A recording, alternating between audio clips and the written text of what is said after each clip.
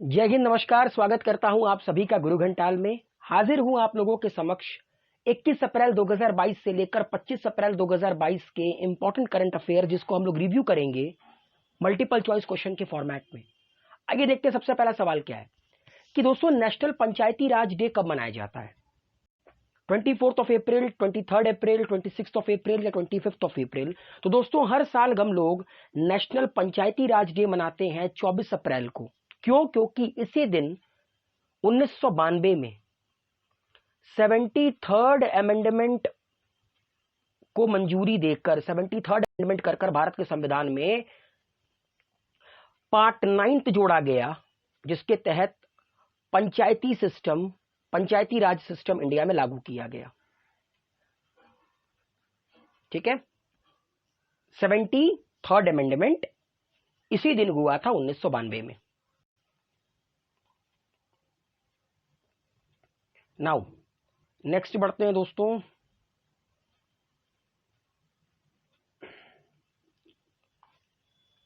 अगला है कोंगजुम डे। इनमें से किस राज्य में मनाया जाता है?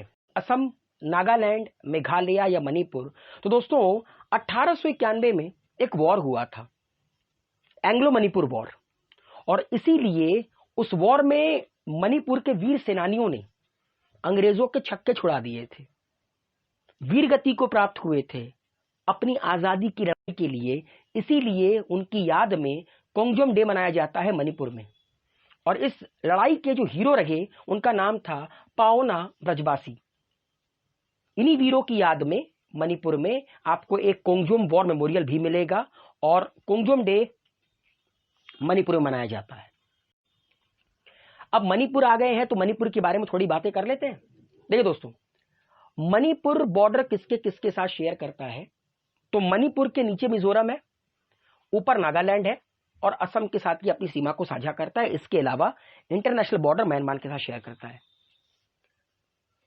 आप लोगों को बता देना चाहता हूं, भारत का सबसे पहला राज्य जहां पर यूनिवर्सल एडल्ट फ्रेंचाइज के थ्रू इलेक्शन हुआ था, या आप कह सकते हैं जहां पर सबसे पहले इलेक्शन हुआ था आजादी के बाद, वो था मणिपुर। 15 अक्टूबर 1949 को इसका निर्माण हुआ। इसकी कैपिटल इंफाल है। 16 जिलों का ये छोटा सा राज्य है हमारे उत्तर पूर्व में। ला गणेशन इसके गवर्नर हैं और एन बीरेन सिंह यहां के चीफ मिनिस्टर हैं। लोकसभा में 2 सीटें हैं, राज्यसभा में 1 सीटें हैं, टोटल 60 सीटें विधानसभा में हैं। ठीक है, इनका खुद का हाई कोर्ट है जो 2013 में बना। मैं आप लोग को बता देना चाहता हूं कि नॉर्थ ईस्ट में मिजोरम, नागालैंड और अरुणाचल, इनकी बेंच जो है वो गुवाहाटी हाई कोर्ट में है। बाकी मेघालय, त्रिपुरा और मणिपुर का हाई कोर्ट 2013 में बन गया।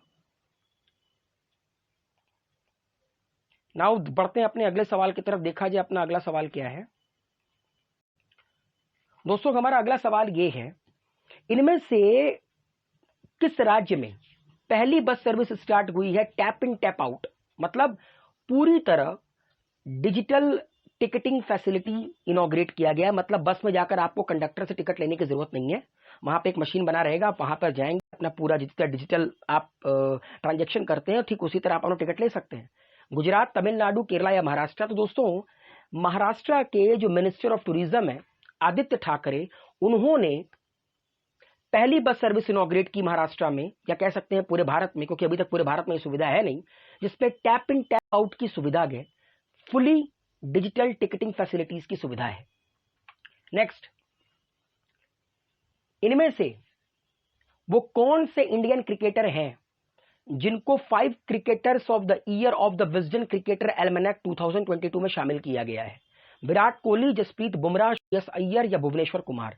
देखिए दोस्तों, इन 5 लोगों में से 2 इंडियन हैं, जिसमें से एक का नाम यहां पे नहीं है। वो हमारे देश के इंडियन क्रिकेट टीम के कैप्टन हैं रोहित शर्मा, और दूसरा नाम है जसप्रीत बुमराह का। इसके अलावा जो और नाम है भाई, 5 लोग हैं, जिसमें एक रोहित शर्मा हो गए, जसप्रीत बुमराह हो गए, इंग्लैंड के fast bowler Ollie Robinson, south Africa की वुमेन प्लेयर डेन वॉन नाइकर्क और न्यूजीलैंड के ओपनर गए डिवॉन कॉनवे।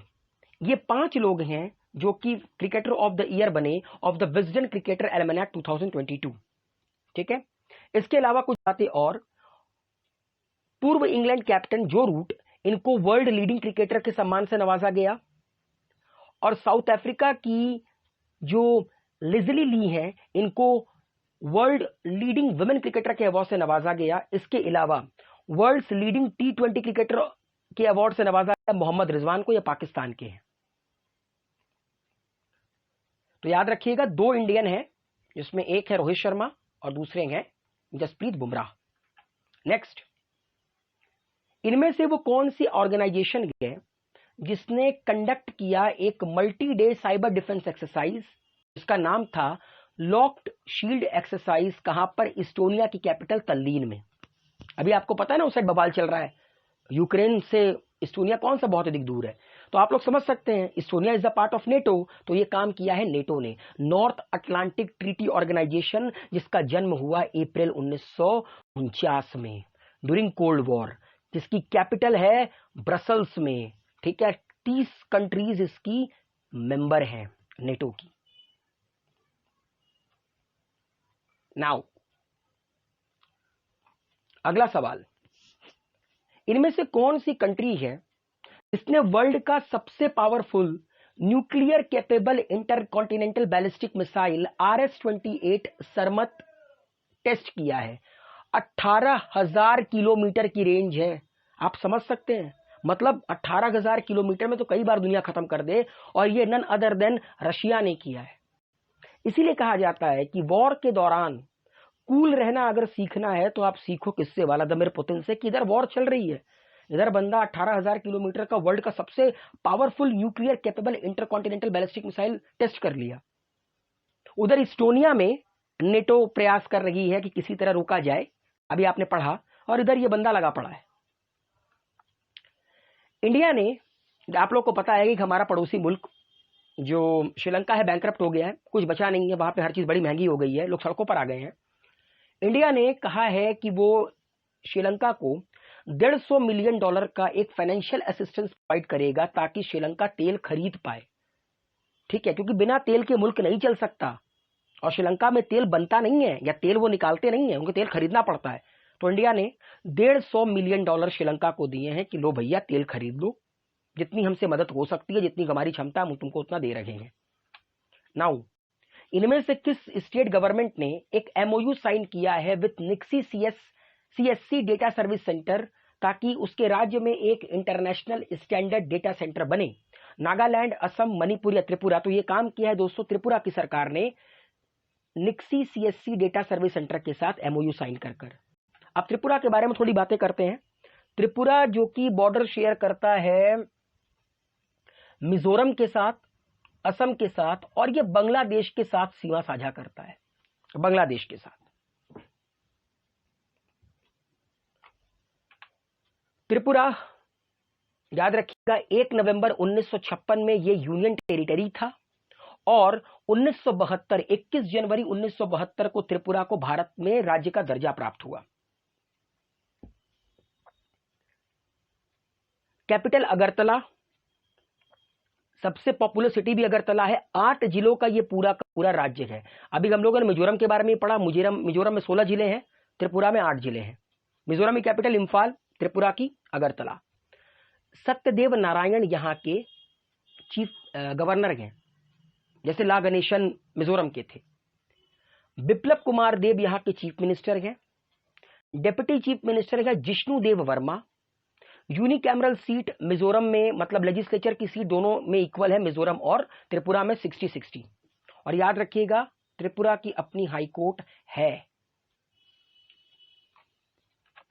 नाउ, इनमें से वो कौन इंडियन अमेरिकन डिफेंस एक्सपर्ट हैं जिनको सेलेक्ट किया गया है global leader in defence and aviation sector की कैटेगरी में of the 6th entrepreneur leadership award 2022? आपके ऑप्शन है जगदीश भगवती, बसंत मिश्रा, अल्ताफ हुसैन भट्ट या विवेक लाल। तो सही उत्तर है दोस्तों विवेक लाल, वो इंडियन अमेरिकन डिफेंस एक्सपर्ट हैं जिनको कि सेलेक्ट किया गया है global leader in defence and aviation sector category of the 6th entrepreneur leadership award 2022 के लिए।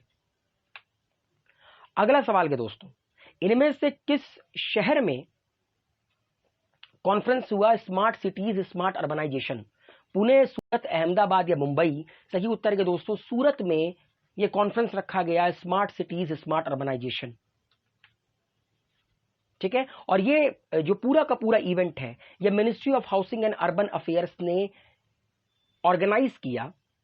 किसके साथ मिलकर? Surat Smart City Corporation Development Limited के साथ मिलकर। नाउ इनमें से वो कौन से लीडिंग फिजिस्ट हैं जिनको अपॉइंट किया गया है गवर्नमेंट ऑफ इंडिया का principal scientific adviser? Raja Ramanna, Ranjit Kumar, Homi Sethna या अजय कुमार सूद? तो दोस्तों अजय कुमार सूद अपॉइंट किए गए हैं principal scientific adviser to the government of India. World Earth Day हर साल हम लोग कब सेलिब्रेट करते हैं, जिसको हम लोग इंटरनेशनल मदर अर्थ डे भी कहते हैं? सही उत्तर के दोस्तों वर्ल्ड अर्थ डे सेलिब्रेट किया जाता है 22 अप्रैल को। ठीक है, और इस बार इसका थीम रहा इन्वेस्ट इन आवर प्लैनेट। 2021 में इसका थीम था रिस्टोर आवर अर्थ। तो दोनों याद रखिएगा, 2021 में ये थीम था रिस्टोर आवर अर्थ एंड 2022 में थीम था invest in our planet. Next, एक मोबाइल एप्लीकेशन लॉन्च किया गया है खेलो इंडिया यूनी गेम्स 2021, मतलब खेलो इंडिया यूनिवर्सिटी गेम 2021। ठीक है, क्योंकि second edition of Khelo India university game के उपलक्ष्य में इसको इनॉग्रेट किया गया। आपको बताना है कि ये जो दूसरा संस्करण हो रखा गया खेलो इंडिया यूनिवर्सिटी गेम का, ये कहां पर हो रहा है? जयपुर, मुंबई, चेन्नई या बेंगलुरु? सही उत्तर के दोस्तों बेंगलुरु, जो कि कर्नाटका में स्थित है। पहला एडिशन 2020 में हुआ उड़ीसा में, 2021 में कोरोना की वजह से हो नहीं पाया, और फिर 2022 में कहां हो रखा गया? Bengaluru, Karnataka. Now Bility Electric Inclusive will establish the world largest electric three-wheeler manufacturing facilities in which of the following state? दोस्तों ये जो बिलिटी इलेक्ट्रिक कंपनी है जो कि वर्ल्ड की सबसे बड़ी electric three wheeler manufacturing facility इनमें से भारत के किस राज्य में ओपन करेगी? कर्नाटका, उड़ीसा, तेलंगाना या तमिलनाडु? सही उत्तर के दोस्तों तेलंगाना में। आइए तेलंगाना के बारे में थोड़ी बात करते हैं। 2 जून 2014 को आंध्र प्रदेश से कटकर अलग हुआ। अब भाई आंध्र प्रदेश से कटकर अलग हुआ है तो तेलंगाना आंध्र प्रदेश से बॉर्डर शेयर करता है। कर्नाटका, महाराष्ट्र, छत्तीसगढ़ और छोटा सा बॉर्डर ये उड़ीसा के साथ भी शेयर करता है। ठीक है, 2 जून 2014 को तेलंगाना डे मनाया जाता है। कैपिटल हैदराबाद, 33 जिलों का ये राज्य है। तमिलसाई सुंदरराजन यहाँ के चीफ गवर्नर हैं। चीफ मिनिस्टर हैं के चंद्रशेखर राव। 119 सीटें विधानसभा में हैं। विधान परिषद में 40 सीटें हैं। 17 सीट लोकसभा में है, 7 सीट राज्यसभा में है।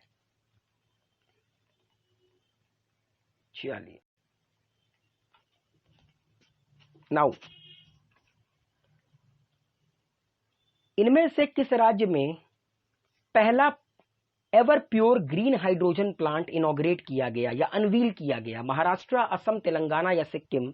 सही उत्तर के दोस्तों असम में ग्रीन हाइड्रोजन प्लांट, इंडिया का पहला ever pure green hydrogen plant unveil किया गया। ठीक है, इसकी क्षमता है 99.999%। ठीक है, और इसको ऑयल इंडिया लिमिटेड ने के द्वारा बनाया गया है at Jorhat pump station in Assam. National insurance academy कहां पर सिचुएटेड है? चेन्नई, कोचू, बेंगलुरु या पुणे? तो दोस्तों ये पुणे में सिचुएटेड है नेशनल इंश्योरेंस एकेडमी। आप लोग को बता देना चाहता हूं 1980 में इसको बनाया गया by the finance department of India with capital patronage from LIC and public sector general insurance industry. ठीक है, कैपिटल इसमें लगा एलआईसी का, public sector general insurance industries का, थोड़ा बहुत सरकार का, और 1980 में पुणे में नेशनल इंश्योरेंस एकेडमी को बनाया गया। Now recently national cyber security incident response exercise को किसने इनॉग्रेट किया? इंजेती श्रीनिवास, अजीत डोवाल, अमित शाह या मनोज कुमार? तो सही उत्तर के दोस्तों हमारे देश के national security adviser Ajit Doval साहब ने इनॉग्रेट किया इस एक्सरसाइज को। आइए थोड़ी सी बातें अपने एनएसए के बारे में भी कर लेते हैं। सबसे पहले एनएसए रहे, एनएसए की जो पोस्ट है ये कारगिल वॉर के दौरान काफी ज्यादा चर्चा में आई थी। अटल बिहारी वाजपेयी की सरकार थी एनडीए की, और ब्रजेश मिश्रा सबसे पहले एनएसए बने। अटल बिहारी वाजपेयी तब देश के प्रधानमंत्री थे। उसके बाद दूसरे एनएसए रहे जेएन दीक्षित। जेएन दीक्षित कुछ समय के लिए देश के एनएसए रहे। उसके बाद एम के नारायण के बाद शिवशंकर मेनन। ओके, तो मनमोहन सिंह की सरकार में याद रखिएगा भोलेनाथ भी रहे और नारायण भी रहे। इसको याद करने का सिंपल ट्रिक है, शिवशंकर मेनन, एम के नारायण और जेएन दीक्षित। पहले थे ब्रजेश मिश्रा, एनडीए की जब पहली बार सरकार बनी थी, और एनडीए की लगातार 2 बार सरकार में अजीत डोभाल इस वक्त हमारे देश के एनएसए हैं। इसके अलावा आप देख सकते हैं विक्रम मिश्री, अनिल चौहान, राजेंद्र खन्ना और डी पसालगीकर, ये हमारे देश के डिप्टी एनएसए हैं। तो 4 डिप्टी एनएसए हैं, 1 एनएसए हैं। तो अभी तक टोटल 5 एनएसए हमारे देश में नियुक्त किए जा चुके हैं। ब्रजेश मिश्रा, जेएन दीक्षित, एम के नारायण, शिवशंकर मेनन और इस वक्त हैं अजीत डोभाल। नाउ इनमें से वो कौन हैं जिनको नियुक्त किया गया है अगला director general of military operation? Manoj Kumar Katiyar, Raj Shukla, Manoj Pande या राणा प्रताप कलीता? सही उत्तर के दोस्तों Manoj Kumar Katiyar next director general नियुक्त किए गए हैं मिलिट्री ऑपरेशंस के। ठीक है, और ये राजपूत रेजिमेंट से बिलोंग करते हैं, lieutenant general Manoj Kumar Katiyar sir, और ये 23rd battalion of Rajput regiment को बिलोंग करते हैं। ये कमीशन हुए थे जून 1986 में। यूएसए की जो वाइस प्रेसिडेंट हैं कमला हैरिस, उनकी डिफेंस एडवाइजर के तौर पर किसकी नियुक्ति हुई है? Prabhat Patnaik, Ketanji Brown Jackson, Amber Bracken या शांति सेठी? तो दोस्तों शांति सेठी जो कि यूएस नेवी में है, ये यूएसए की वाइस प्रेसिडेंट कमला हैरिस की डिफेंस एडवाइजर के तौर पर इनकी नियुक्ति हुई है। अगला सवाल के दोस्तों कि सिविल सर्विस डे कब मनाया जाता है? 19 अप्रैल, 21 अप्रैल, 20 अप्रैल या 18 अप्रैल? तो 21 अप्रैल को दोस्तों मनाया जाता है सिविल सर्विसेज डे। आखिरी सवाल के दोस्तों, what is the name of the 6th and the final submarine in the scorpion class under project 75? देखिए दोस्तों, एक प्रोजेक्ट 75 चल रहा था जिसके अंतर्गत 6 सबमरीन बनानी थी। 5 सबमरीन बनाई जा चुकी है, ठीक है, स्कॉर्पियन क्लास की। 6वीं और फाइनल सबमरीन कौन सी होगी? करांज, वर्षा, बगीर या बख्शीर? सही उत्तर के दोस्तों बख्शीर। इसको लॉन्च कर दिया गया है, ठीक है, इसको लॉन्च कर दिया गया है। कहां पर? मुंबई में।